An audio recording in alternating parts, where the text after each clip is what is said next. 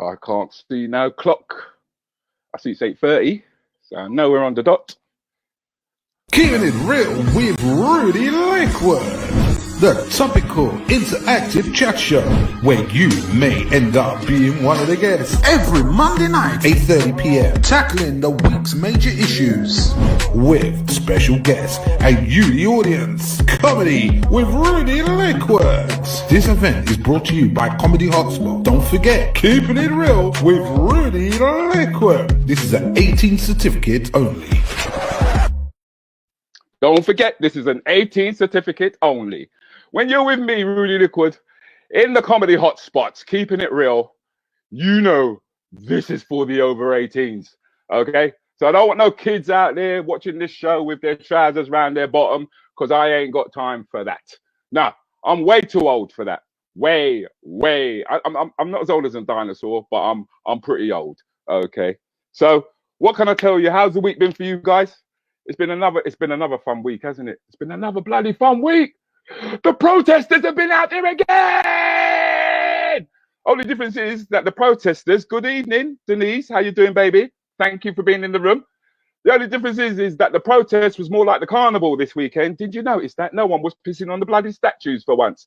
Unfortunately, 15 guys are going to be charged for taking down Mr. Colston. Oh. At least they weren't black, guys. I got to put my hands up to all you white guys out there and all you white sisters out there, especially for the fact that you are backing a moral change, a social moral change that is needed. I mean, the guys who put their knees on our poor man's neck who has died and passed away are walking the fucking street. Can you believe that? Can you believe that? I mean, if I was got done for shoplifting, yeah, I don't think I'll be out till next year. Good evening, Colin. How you doing? Thank you very much for joining me. Thank you very much for joining me. So like I said, it's keeping it real here with me, Rudi Lickwood. We'll be talking about the news. I've got my special guests with me in that room today. I'm very pleased, you know. I had to search high and low for these guests for you. They don't come cheap and they don't come easy. They're all special. They're all special. They're people you might have seen, people you may not have seen. But this young lady that I want to introduce for you, in 2006, she was the Becca Best Newcomer. The BBC love her. They've never fucking given her a show, though. But they love her. She was also voted 2007 stand-up runner-up the Northeast. Let me introduce you to her by giving you a quick clip of the one and only Miss Annette Fagan. Who is under 25? Yeah? See, I'm your future, bitches. I'm telling you now. I'm telling you now. It looks all right now. It looks all right nice now. But when I take one of you men home tonight, right? And I say, I've got hardest body form on right about now. You can't even tell you. I mean, you're like, it's a disgrace, right? You take your clothes off, right? My titties, right, run down here. You know, my titties keep my belly warm. My belly keeps my fanny warm right about now. You know what I mean? It's hard times, man. Take my bra around. It's like, they're like runaway slaves, my breasts. You know what I mean? We're looking for the promised land. Yeah? Looking for the promised land. Come on, man. Let's put our hands together and welcome Miss Annette Fagan. Boy, what, everyone? I'm not drunk, I'm just quarantining. Really pandemic is unprecedented. That's my key words. Everything I'm doing. We're in the middle of a pandemic and it's unprecedented. So since the morning I've been doing this. Liquid lunch, liquid breakfast. Is that your liquid lunch? It friggin' is. Annette, man. Are we allowed to swear and talk sex and stuff? We're allowed to say whatever we like, so long as it's within context. I don't want people to think this is just a show for swearing and. No, I'm not swearing like that. But black jokes matter. You get me? That's what I like about you, because you don't stray away from the issues. Do you know what I mean? Yeah, man. See, I keep it. I'm woke. I'm woke. You're woke.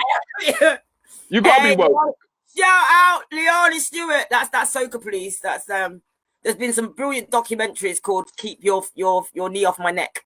Yeah. Been on top of that lady has produced and directed it. She's a member of the Soca Police, but she's also an excellent producer and director. I'm DCI. Oh, is that her there? In the house. Stewart.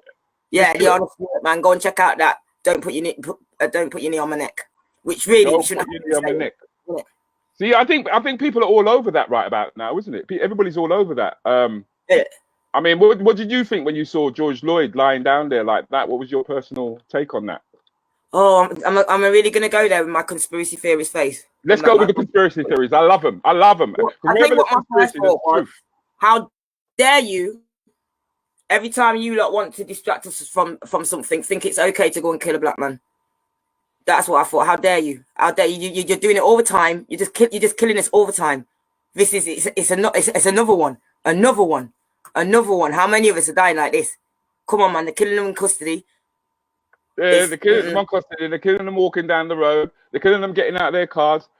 You know, everywhere. I mean, that is what you call a pandemic.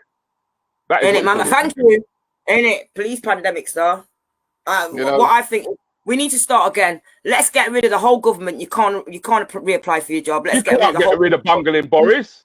Get rid of everyone. You can't reapply for the job. Let's just get fresh people in where it's not institutionalized, where, you know what I mean, you can train someone up for something, then you get in the job and it's like, but we don't do this. We do, you mean? Because I'm sure they don't teach racism as part of the police course, but it's blatant. Yeah, well, people don't. I don't think they train them actually to. You know, I wouldn't be. I think it's subliminal training that they get to behave that way. Either that, or it's just people who don't like people who actually end up going in there. It ended up in the police force. I don't know why you'd want to go into a job like that unless you've got a small cock and you've got a really small ego. No, I think some people really want to make change, but you know, like you really want to make change, and then you step into something, and it's like, because I used to work for old people's homes. I know how you treat old people and what you're supposed to do. They're giving me rules where I'm like, nah, I'm not. That can't work. You're giving me 15 minutes. I mean, not 15 minutes, 5 minutes to get an elderly person out of bed and get them changed. What I don't understand is how comes the old people are paying so much money. I think they're just a lot of them are just getting ripped off.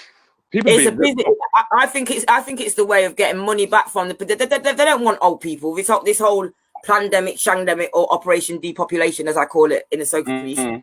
You mean they're done with old people? Even this whole stay away from the old people. I get what you're saying in safety wise. You know, like an old person left alone that you can just die of loneliness. I was telling people, guys, you've got a grandma now. I think even if a young person every day, shout hello, wave at them, and let them see your face, because I mean, not getting touched and all them things. They've got no love for the old people. They want them gone. As far as I see them, there's lots of them. They cost the state a lot of money. They can't work. They cost the state a lot of money. I hear what you're saying, but the thing is that they're paying out to the state a lot of money at the same time. They're recuperating it back. And then even when all these old people were dying in a home, it's like 19 in a home, I goes, are you actually doing autopsies or just ticking the box and putting COVID? Because you could have like... They're just burying them, mate. They're just dumping them and burying them. They're just dumping them and burying them. And you know, half of them, their properties attached to the home. So it's like... This is what I'm saying. They try. That's where they're drawing the money from. They're drawing from the money from the older people. But then my thing is, I'm interested in your journey as a comedian. How did that start? I mean, was it by accident? No, my sister said to me, like, we're going to go and... She said, we're going to go and do an audition. And it was Funny Women Comedy Awards. So I thought I'll be going and doing some comedy in front of a panel of like 4 people. And then they'll say, yes, well done. When I got there and it's like, there's people there ready to watch and everything. I'm like, raw. And I've actually paid to come in. But I did that I think the first year I did comedy, I did 2 competitions and that was it. But from those 2 competitions, I got like 2 gigs. The first gig I got from that show, and it paid £20, and I was ecstatic because everyone said to me, when you start comedy, you don't get paid. You don't get paid nothing. You're just going around doing you're just going around doing what they call open spots. This is where you get up on stage in front of an unpaying crowd 9 out of 10 times, very disgruntled, and you're trying to be as funny as you can, where they're telling you to get off, get off. Yeah. I'm just talking through that, and all that stuff. But yeah, I did that, and from there, I got like just more gigs and more gigs, and but the thing is that what I noticed about you as a northern comic was that you didn't restrict yourself to the black circuit. No, I can't, and I was waiting to get on the black circuit. You was waiting to get on. Yeah, waiting till I did mainstream. I did like the white circuit, the mainstream circuit, and God bless John Simmett. Shout out to John Simmett, who's also Dipsy from the Teletubbies. Yeah, I know. He's got a club, comedy club called Upfront Comedy, Yeah, And which is still going today. yeah, It was in actual fact, it was the Upfront Comedy Club that actually set up the Black Comedy Circuit. There you go. Which ran off the back of the Posse and the BB Crew. Yeah, because he basically followed them because they were all actors, comedy actors, and they went up and down the country, putting on shows that they had written because they weren't finding any roles that was available for them in TV. And John was actually working. John was actually working in the theatres at the time, in marketing. And that's where he saw that there was a gap, and then he started booking theaters to take us up and down. Well, I say take us because I'm like second generation of black comedians. I taking the comedians up and down the country and around. But then, what was it that you noticed? Did you notice much of a difference between the black circuit and the white circuit? The only difference I noticed is that when I'm talking about West Indian things, sometimes, especially when I'm doing language, I have to break things down a little bit. And the joy of being on the black circuit, I didn't have to break things down as much because I could just say it as it was. But as I've gotten older, I don't break anything down because even my mum used to say, I usually start by saying Wagwan when I get on stage, and my mum's going like, they won't understand what Wagwan is. I go, well, then they need to learn. You know what I mean? They need to learn. Say good day. Good evening, Samantha. How you doing? Good evening, Samantha. Wagwan. I think people are underestimating our Caucasian viewers when they say that people won't understand, because I mean I do shows abroad as well, and I'm amazed at just how knowledgeable they are when it comes to West Indian music, whether it be Calypsonian or whether it be reggae music or whether it be dancehall music, you know, and now a lot of them, it's like they're bracking out doing the dotty wine. I tell you what, that's what I hated, you know, like as a black girl growing up. Like, especially in my area, it was quite white in Leicester, where I was born. The one thing we had as a black girl, because we weren't getting, our makeup was a disgrace, it didn't cater for us. One thing, on the dance floor, we were killing it. And it must have been about 20 years ago, I went out to a club and it was all rag, and there was all these white girls, they were straight on the floor, they were twerking. I'm like, oh, you forget you, and I had bottoms. You know what I mean? They had, I'm like, no, all this was our thing. We had the bottoms. Yeah, because before white girls didn't have no bottom. They didn't have no bottom. I don't know where the bottom come from. Yeah, but they were always, when I was at uni, everyone was going, does my bum look big in this? And I was saying, does my bum look big enough in this? You know what I mean? Right. Now they've got them all out of doors. I've got no backside. I've got my batty riders on, but I've got no back. That's typical you though, isn't it? Because if that, when we are past. Because I noticed that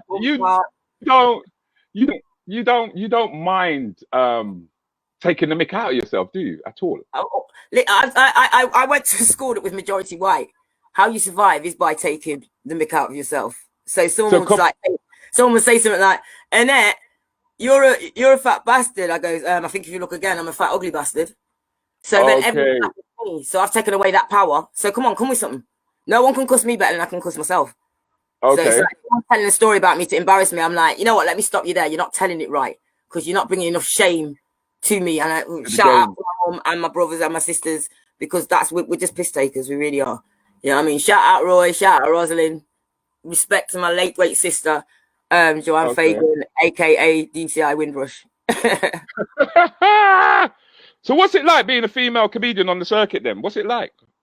Do you get any respect? Well, when you men have finished swinging your dicks all over the place to let me be able to get into the changing room. You knew about swinging your dick. It's all right. Oh God, just you men. You turn into a feminist if you're a female comic and you go on the circuit, because if there's more than two of us, like Ava Vidal, Glenda Jackson, all these people, they're friends. But when do I see them on the circuit? Because if there's two of us on there, number one, you can't have two black girls because it's a black show. But if you have two women, that's what happens. It is a black show when you have two on there. I've been cancelled from shows because it goes, we've already got a woman. Right. Yeah. and then I'll get told like, oh, it's not for. I'll get to gigs and I'm like, right, Annette, no swearing and no sex jokes. But the host, who's mouth is doing bare swearing. Yeah, it's just pure swearing, pure sex. I know. I put my hand up to that. Because sometimes it's like you do feel as though you're pandering to an audience. But have you ever felt that when you're up north, it tends to be? Do you cringe? Do you sometimes feel as though, boy, these people really don't like me? I love the north. I hear what you're saying. This is what people don't understand.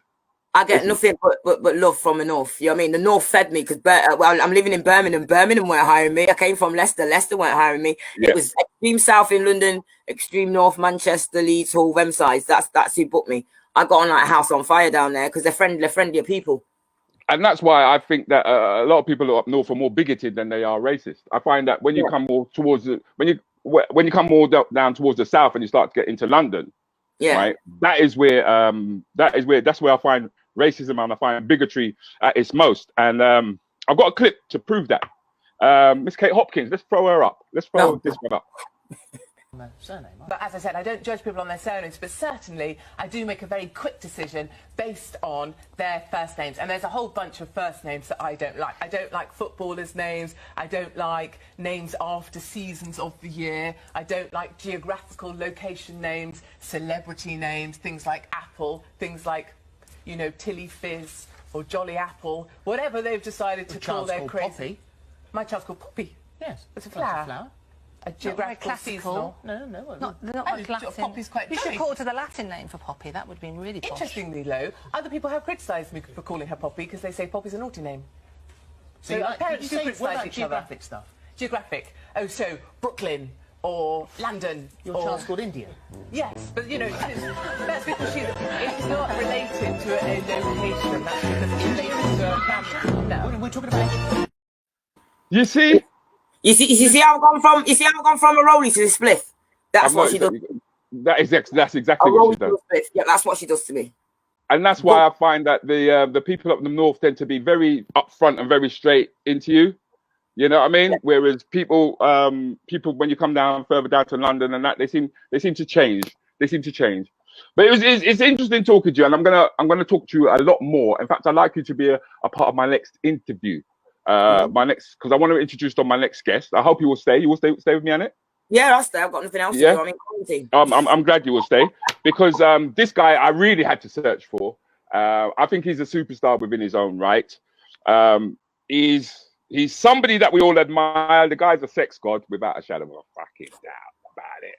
And if you've got any questions that you want to ask Annette or if you want to ask my next guest, please do.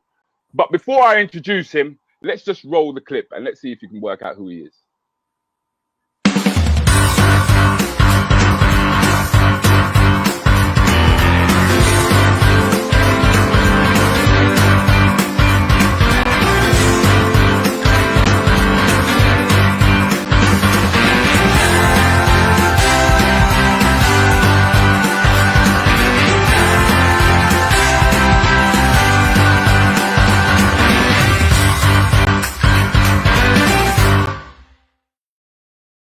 Please welcome Mr. Charles Chucky Venn. Come on.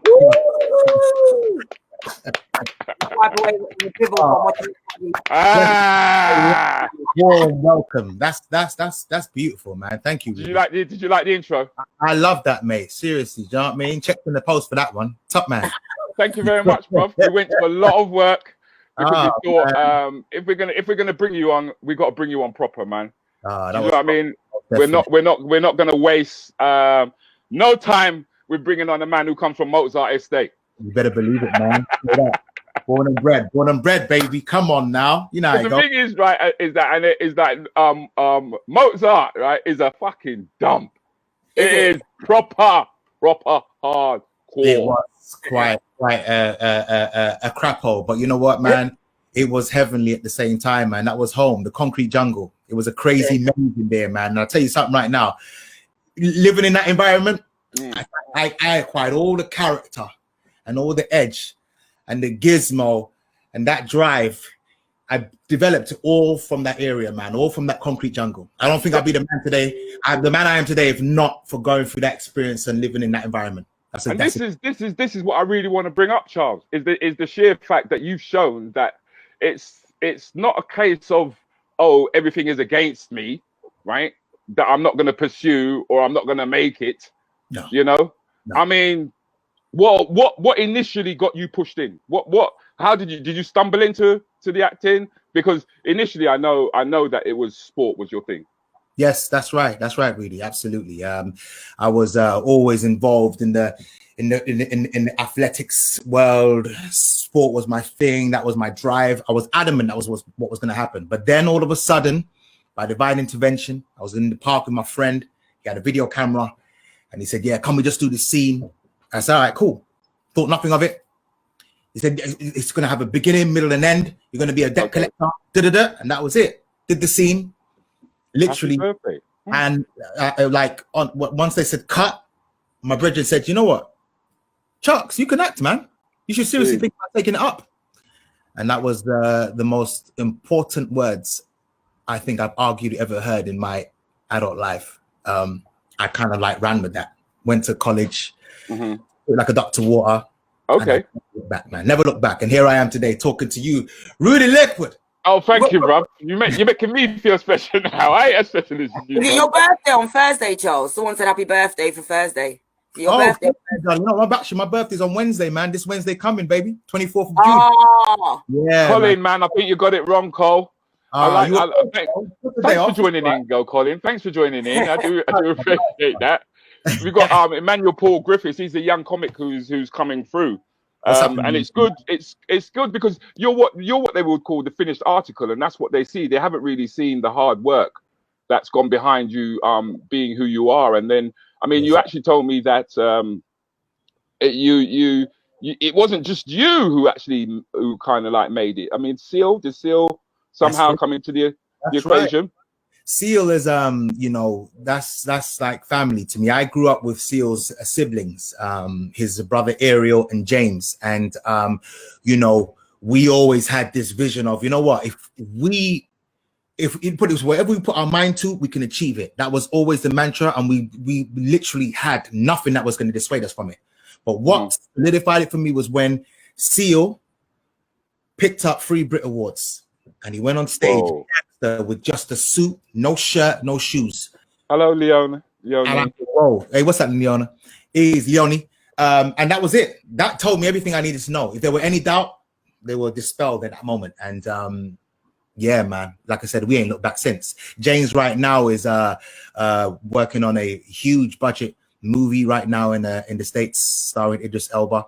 And and here I am, I'm doing my thing too, man. And and most of us cats, a Branty, we all been doing our thing. We were just a group of very ambitious young men, man, who had this strong vision.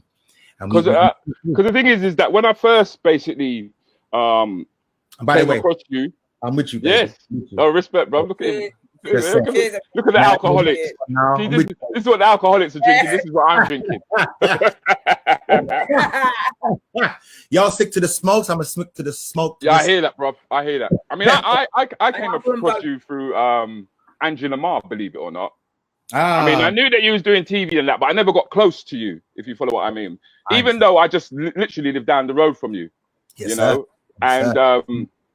it was watching you in one of Angie's productions. What was it called? The Brothers. The Brothers. That's the one. It was The Brothers.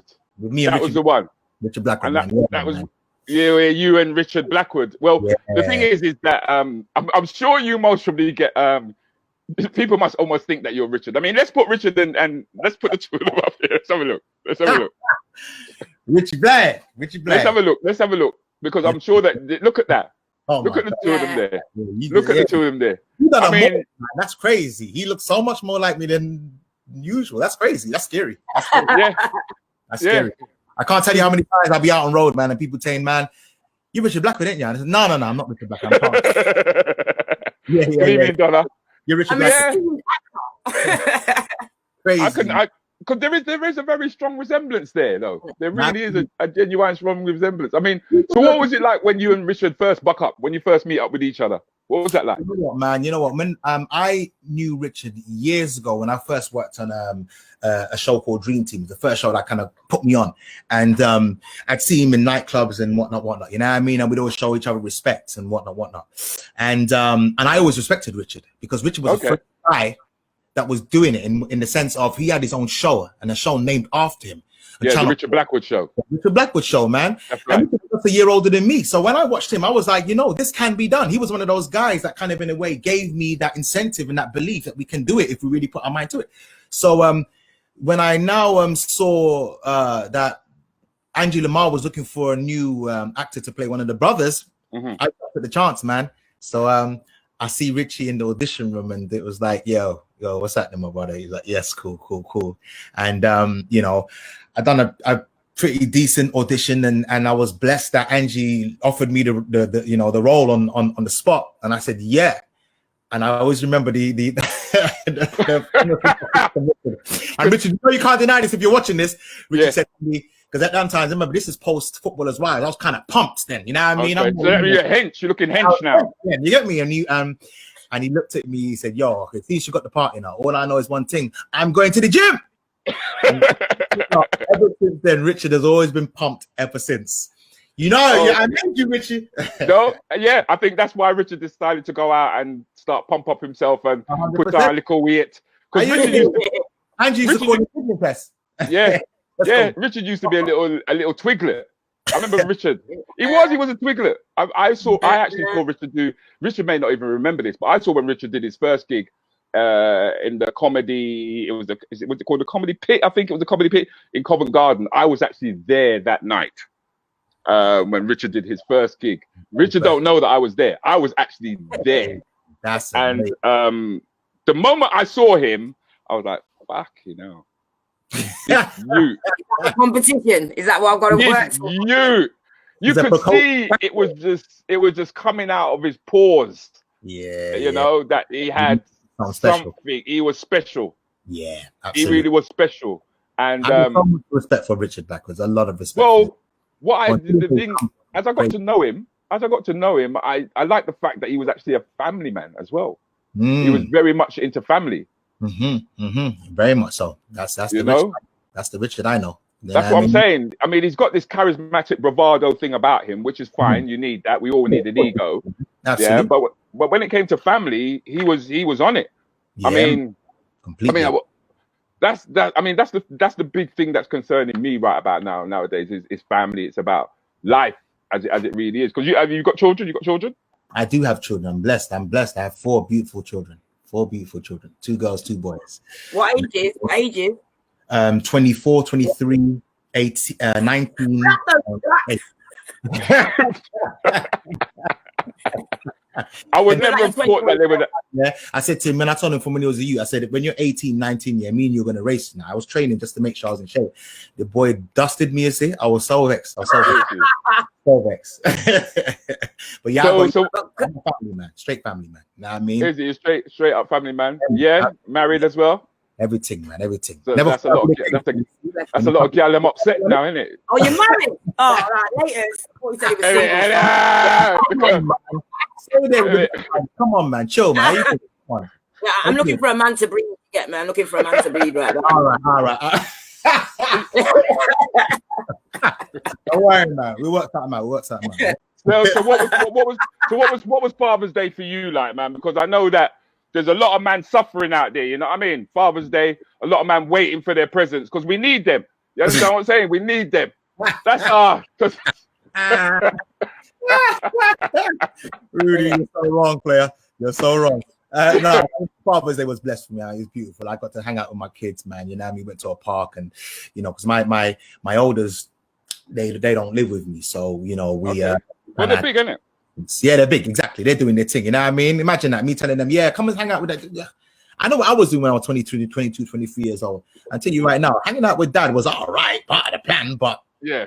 More often than not, I want to go out and party and chill. You know what I'm saying to you? My son came back the night before with a hangover. So that's what I'm saying. That's the levels now. But yeah, it was nice to hang out with them and, you know, and just spend some real quality time just talking about life and things. Yeah. It was beautiful. Yeah, because there is that side to us that people don't see, as I was saying, you know?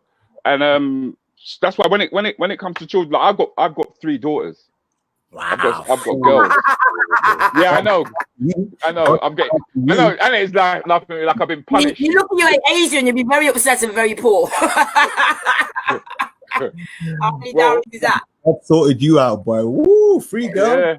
I know. I know. I mean, my oldest, she's in her 30s. Wow. That's my oldest. Wow. Yeah. Yeah. I'm what they call a proper granddad. Yeah. I'm coming soon for me as well. It's going to feel weird, boy. That must be amazing.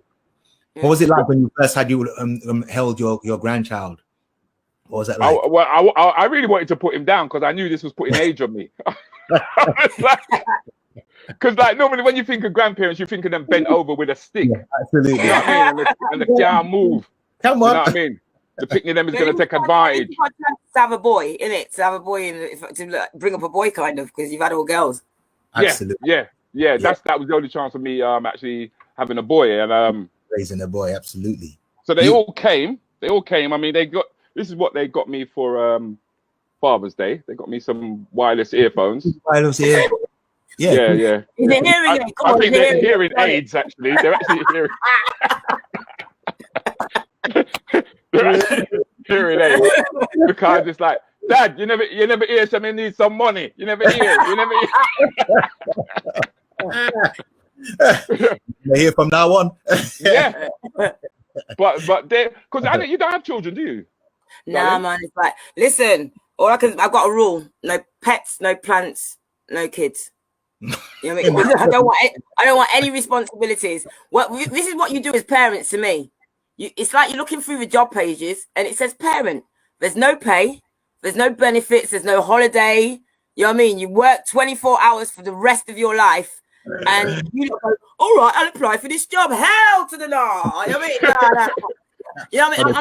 When I'm sitting in old people's home, I've got a right to be there. You know what I mean? Don't let me have kids and I'm sitting in old people's home. Nah. No, that's because you're gonna be sitting there by yourself. I've got about 50 nephews and nieces, so I said to them, all you have to do is visit me once a year and spread it out. I can get a visitor a week, and I'll probably see that anyway. But that'll do. Too. That's the only difference. Oh, hear that? She has me. She's lying. That's my niece. Your niece? Yeah, only we get free. Where's the rest of my nephews? Wow, you have some really nice niece. That's up. And look, she takes after me. She stole all my looks. Stole all your looks, eh? Bless.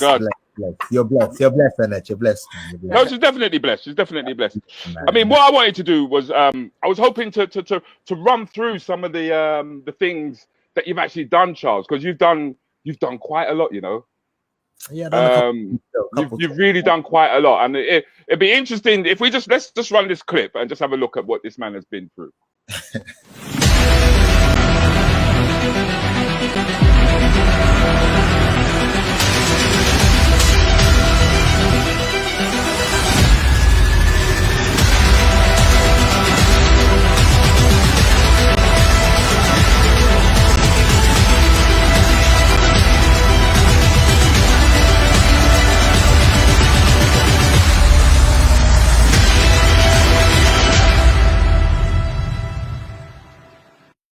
Yes, sir.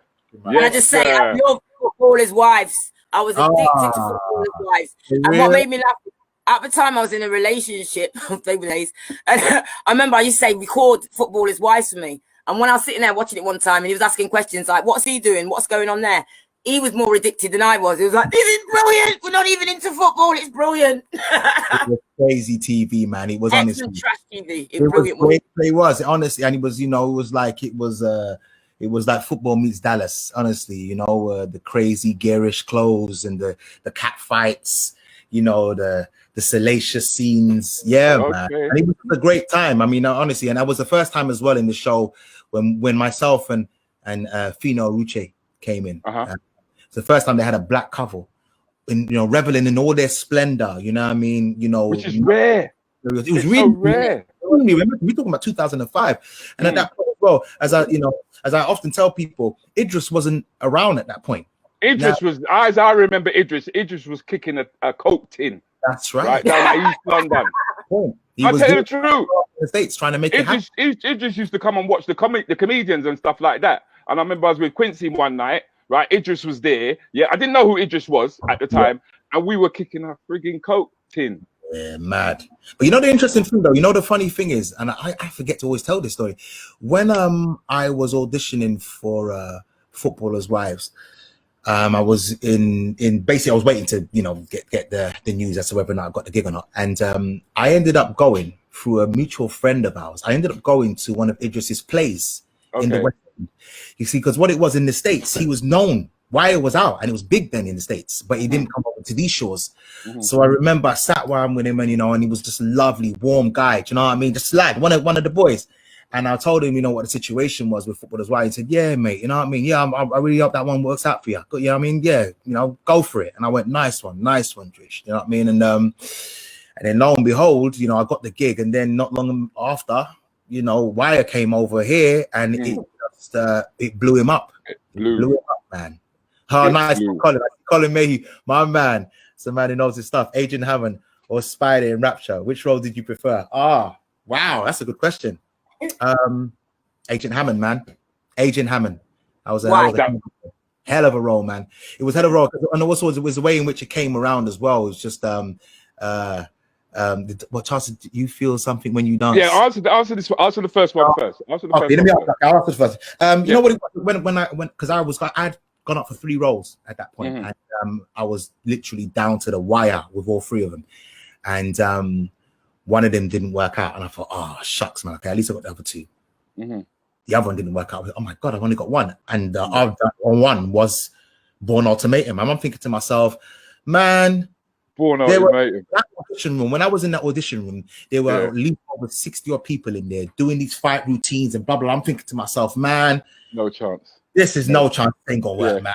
Char, I just really, I kind of gave up on it. Like, and literally, I remember I was dropping my son to school. I was driving back, literally just got on Harrow Road, fly over Harrow Road near Royal Oak Station, and then my me know it. Yeah, another one there, and then she said to me, Charles, you're gonna need to pack your bags. They've chosen you for the role. Woo! You've got a flight that's going to be you've got a flight that's booked for, like, literally I had about an hour to get ready, car to pick me up from my yard and take me to the airport, and then finally I was in Madrid. It was that quick and that crazy, and it was just incredible role, man. Incredible role to just a credible experience, and to work with Matt Damon as well, who was just one of the most humble A-list actors of working with at that time, because I've worked with a couple of A-list actors. I ain't gonna say no names, but they weren't that great in terms of people. But him, he was lovely, man. Really warm, humble dude. You know, he had time, you know what I mean, to chat and do his thing. And I remember when they finished work in London, because we shot most of our scenes in Pinewood Studios. And I remember at the rap party, he leant over and he said, "Man, it was a pleasure working with you." I went, Whoa. It was a pleasure working with you, as opposed to you saying that to him. You, my G, but that's the measure of the man. It ain't about how big you are. You understand? The measure of your character. No matter what. And that's you can see he's held on to that integrity. So mass props to Matt Damon, man. Mass props. But then it's massive props to you as well, though, Charles, because you don't carry on like the big ego, the big-headed individual when they walk in the room. You know, you don't walk with that swag. Right, and I think that's what makes you so approachable. But tell me something. What is the industry like? Because Gina Yashere had a few things to say. It'd be interesting to hear what Gina has to say. If we pop Gina up. I had to make a quick video because I'm so annoyed with this whole blackface thing. Yes, in the UK they're bringing down videos of old TV shows, like not even that old. Not even that old, just in the last 10 years. Little Britain, Bow Selector, League of Gentlemen, because they contain blackface. And they're making all kind of excuses. It was acceptable at the time, and now we've realized, oh, wait, stop. Acceptable for who? It was never acceptable to do blackface, even from the days of black and white minstrels.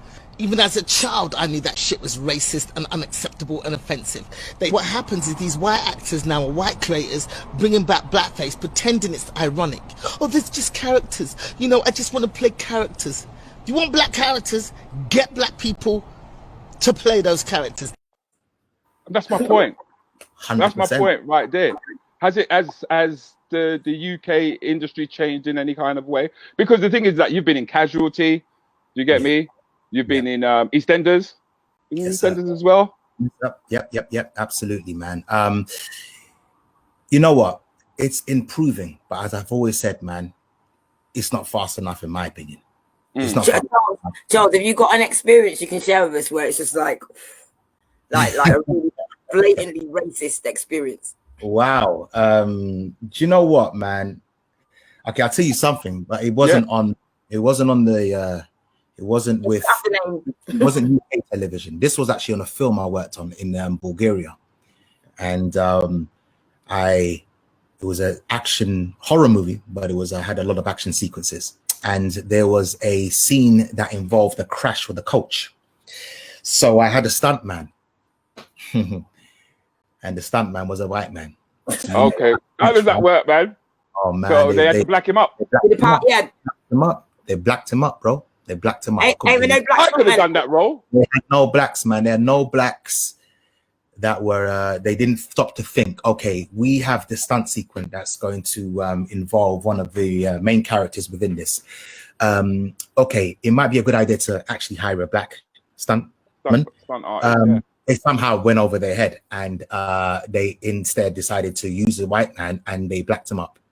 It was one of the most uncomfortable situations I've ever been in, because here you are in Bulgaria, and the system wasn't the best. It wasn't the best, and the way a lot of the African extras were being kind of handled and treated, I didn't like it. I don't know what it's like now. This was a few years ago, but I just found it became more discriminative, more racist each time I went, which is a damn shame. You know what I mean? But yeah, man, that probably has to be, I think, definitely bar none the most racist experience I've ever experienced I've ever had. It's humiliating in front of you for them to be doing that. Oh, absolutely. You know what I mean, just they try to laugh, and what I mean, like, make light of it. You understand what I'm saying to you? Yeah. And imagine I'm the only black man in the village, so it's kind of like, listen, man, if there's, I'll tell you, because I'll tell you something, Charles. If there's one thing I know Annette can share with me, and we're used to being the only black in the village, especially when we go out and we work, Absolutely. When you walk into the place where it's a comedy club, and you walk up to the bar and like, it's downstairs. Like, there's no other reason you're in this place unless you're one of the comedians or something. You know what I mean? I've had security stops and goes, "What's your name?" I'm a comedian. Yeah, just wait there. And I've had some other comedians that come through. I remember Tom Stade once goes, "Oh, come inside, wait there. We're waiting for security to get her." And he's going, "She's one of the comics," and pull it through. And I was like, I didn't do good at that show. I've already been hot. Because your energy's been sucked out of you, girl. And this is how bad it was. I went out into the back. You walk out into the back, the smoking area. I've had bare racism in this place all the way from the train station to the place. When I walked out the back, this back door opens and two black chefs walk out the back. And we just looked at each other. And I went pelting across to them and was hugging and was jumping up and down. And everyone's like, "Oh, do you know them?" People don't understand. Black people like that. We hugged them up and like, "No, we don't know each other. We're just so glad to see each other." Because I don't know more. There's someone else here for me. Because that is the weirdest thing that you notice, that the moment you kind of like step out of your area, right, you tend to find that you'll see somebody across the road, and if they're black, you give them a little nod. Yeah, all the time. And they give you a little nod back, and you're kind of like wondering, you know what I mean? It's like it's just like a telepathic thing. That's going on. I think that's from slavery. I think that's something that's been carried down, because it's like I'm tired of being like, I walk into a club where a show's on and there's not many black people, but there's two, and we're acknowledging a thing, and then I walk over and give them a hug and that long. People are like, "Oh, do you know each other?" And it's like, no, this is how we do, because all we have is each other. You know what I mean? We just got that. Okay, so it looks like Charles is deep in thought or frozen. He's been frozen. He's been frozen in time, man. I don't know what's happened to him. Oh well. Sorry about that, guys. No, man. Them things happen. Them things happen, man. Absolutely. But no. I mean, listen. To touch on this situation, I mean, the bottom line is, of course, we know a lot of it is ignorance. It stems from a place where it's stuff that was taught yesteryear. I made a post recently where I said that racism is it's a prejudicial construct. Yeah, it's not hereditary. You know what I mean? No, this is something that's developed over time, right? whether it be from fear, jealousy, whatever the hell it is, and it's insecurity for a number of these, these racists or the white supremacists. But it's ignorance. And that's why it's powerful now that you have so many white people standing in solidarity. Oh, yes. Literally, yes. with us and saying, you know what, man, I know I've got a lot of learning to do. Yes. Hey, Muriel. Hey, darling. Hey. That's Muriel. She's another college mate. We studied acting together. We studied at Hammersmith West London. What, with Muriel? Seriously? Me and Muriel. I kid you not. Me and Muriel. Real talk. Yeah, okay. Because the funny thing is that I've got this meme that's been flying around, and it caused a lot of controversy because there was a lot of that's the one. If you're tired of hearing about racism, imagine how tired some people are experiencing it, because that is something that we just go through every day, isn't it? Every day since you're born. If you're born here, that's what you experience. That's just what it is. That's just the life we live, which is why I said that to hear white people, the ones who fortunately don't have that ignorance, where they literally just close themselves off to the fact that there is a systemic racism that is here. It's prevalent. He's not going to marry you, girl. And they know they need to make changes. Hey, mate. Do you know what I mean? I honestly believe, though, Charles. I honestly believe that it's the white kids that we went to school with, right, who have had children, whose children are going to these protests. Yes. So there's this generational change. Yes, very much so.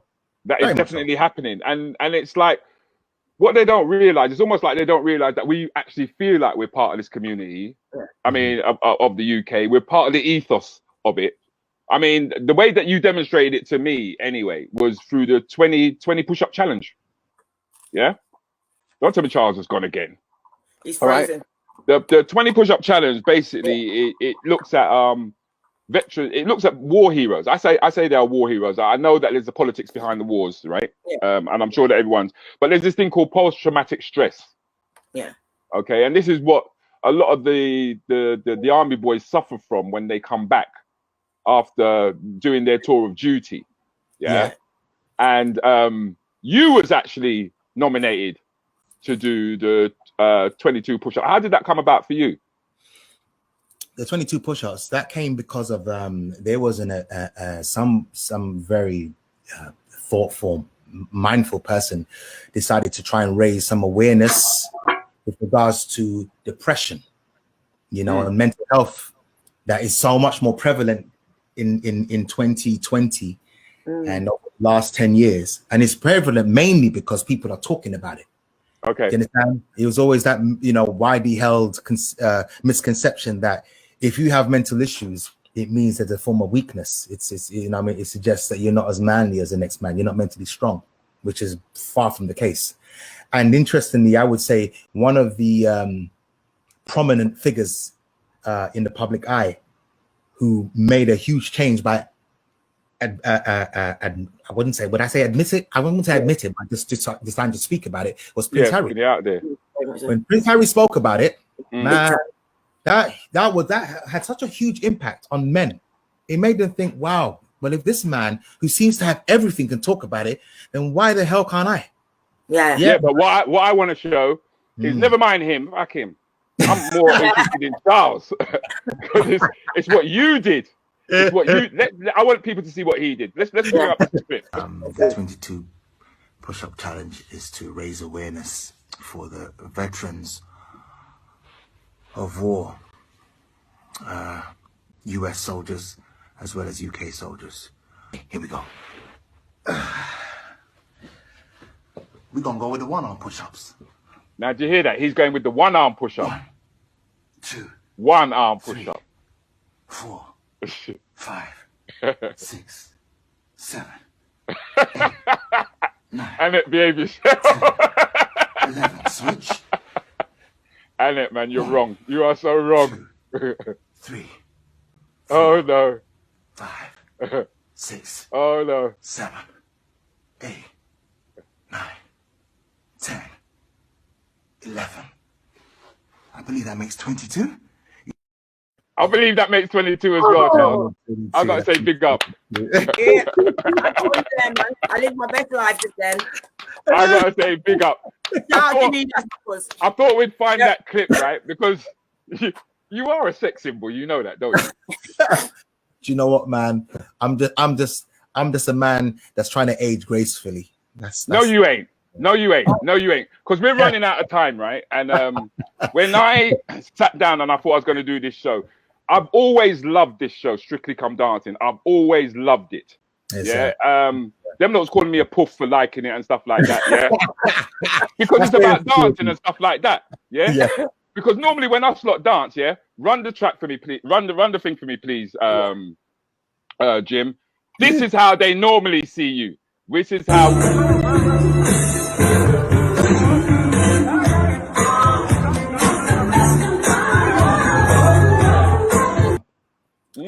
Yeah, man. It was usually whenever you work, like say, you do a theatrical piece, the more you do it, the more accustomed you get to the general vibe and the general feel of the audience. And when you got a hard audience or a receptive audience, you get more confident and less nervous.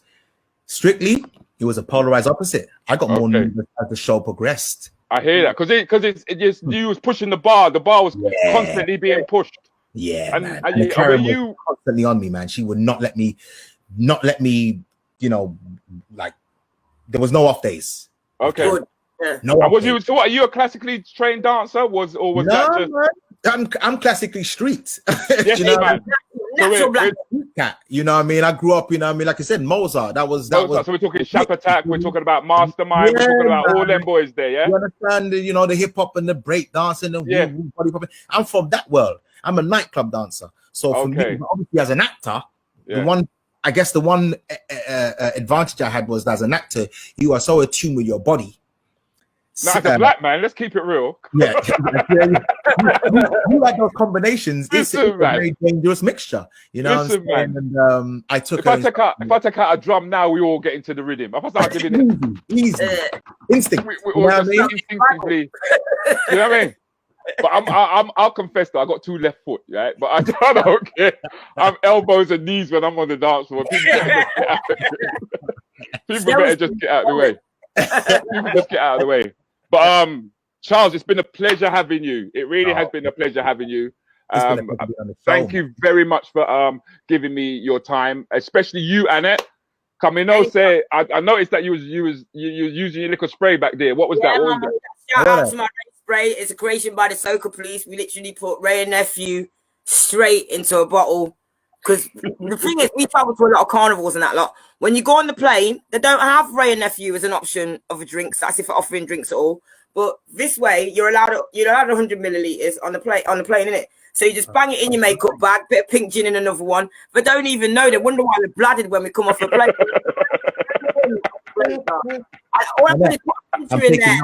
I can give about 200 squirts. You know what I mean? We're good. Anyone? I'm taking it like that.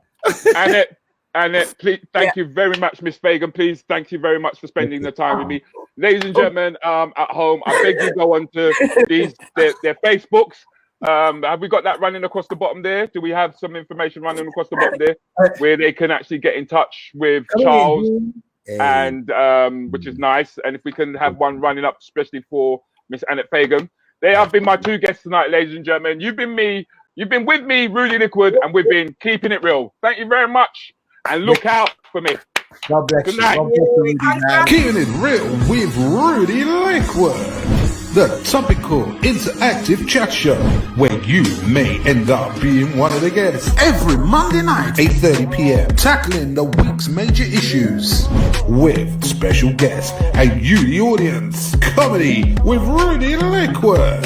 This event is brought to you by Comedy Hotspot. Don't forget, keeping it real with Rudi Lickwood.